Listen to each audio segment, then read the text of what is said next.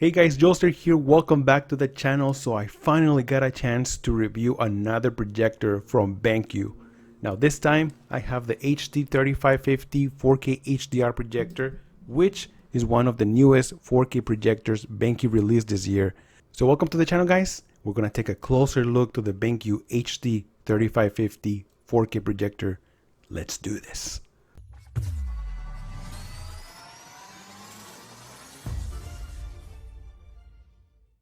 This time BenQ is introducing pretty high-end features like dynamic iris, which increases the brightness, and this works well when displaying HDR content. Also HDR Pro with dynamic tone mapping, which continuously adjusting the picture brightness and dark levels for the best picture possible. It is also 100% Rec 709 and 95% DCI-P3 color accuracy. It supports 3D for all of your 3D fans out there, including myself. Motion enhancement, this is sort of like motion interpolation. Some people like it, some people don't. It is also a short throw projector. I was able to get a 100-inch screen size from around 8 feet away, so this is good for a small size room. The body of the projector looks and feels high quality as well. It measures 15 inches by 10 by around 4 inches tall. In the front you'll find the lens with a cover halfway down. This is to prevent light bleed, and there's also a sensor for the remote. On each side you'll find ventilation grills. In the back you'll find all the ports, including 2 HDMI 2.0 ports for 4K 60 and HDR content, 2 USB ports, one of them being USB 3.0 for high speed, and also optical port for audio and speakers facing backwards. Now at the top there are control buttons including power and another sensor, and also access to zoom, focus, and picture shift.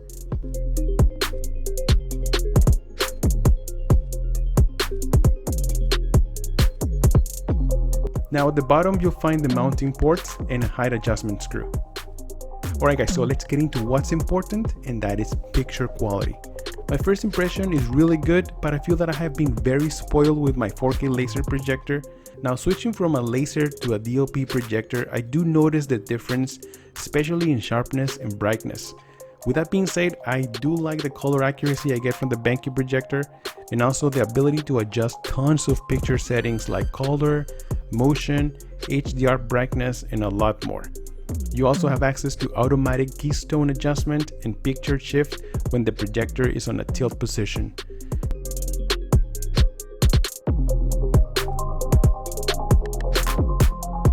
When it comes to brightness, this projector is measured at 2000 lumens, which is good for a dark room but not so good with some ambient light. So you will notice the picture quality decreasing.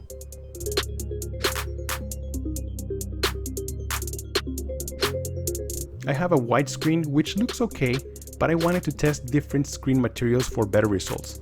Now on the top left I have the Cinema Gray sample, in the middle I have one called Grid, and on the right I have the Crystal PET from XY screens. I did notice much better contrast in black levels using this type of screens.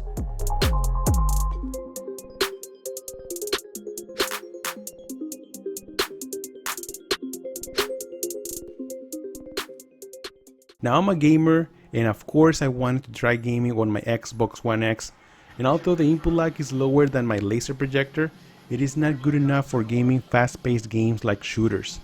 The input lag is around 67 milliseconds and it is very noticeable.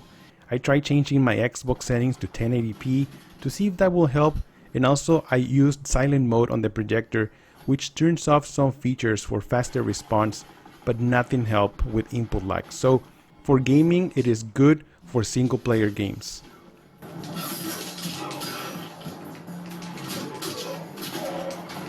Now I'm also a big fan of 3D movies. I recently purchased Alita Battle Angel movie, which includes the 4K disc, the Blu-ray disc, and 3D movie as well. I connected the projector with the Xbox One X, I turned on my 3D glasses, and boom, I was enjoying 3D at home. When using 3D, the resolution will drop to 1080p, and I also noticed the picture gets darker, so I highly recommend a very dark room for 3D movie watching. Now another thing to keep in mind when buying a projector is the fan noise. Well, I'm very happy to tell you guys that this is not a big of a deal.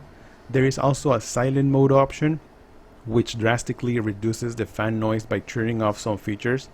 Also, the speaker of this projector is amazing. It produces a rich overall sound for a small room, but I do highly recommend to use at least a soundbar for a better sound experience.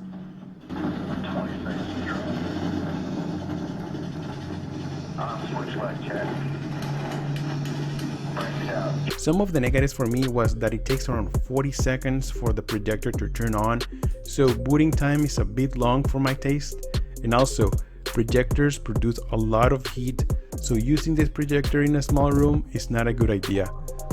Other than that, I think this is a great 4K projector with tons of options, 3D support, and a good price considering this is a native 4K projector. It sells for around $1,500. Alright guys, so that's it for this video. Thank you so much for stopping by. Don't forget to like and subscribe to the channel. Leave your comments if you have any questions down there. I'm very active in the comment section. But other than that, thank you so much. I'm Jolster, and I'll see you guys on the next one. Jolster out.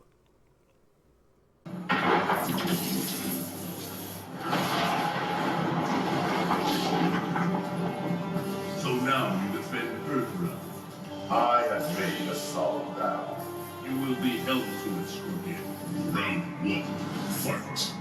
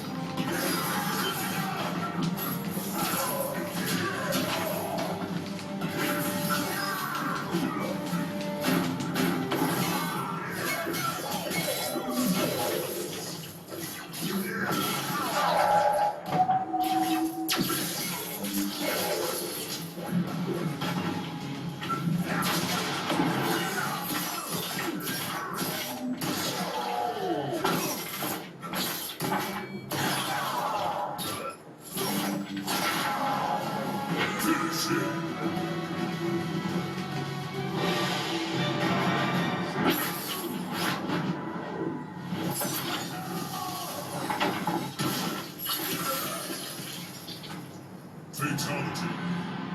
Scorpion wins.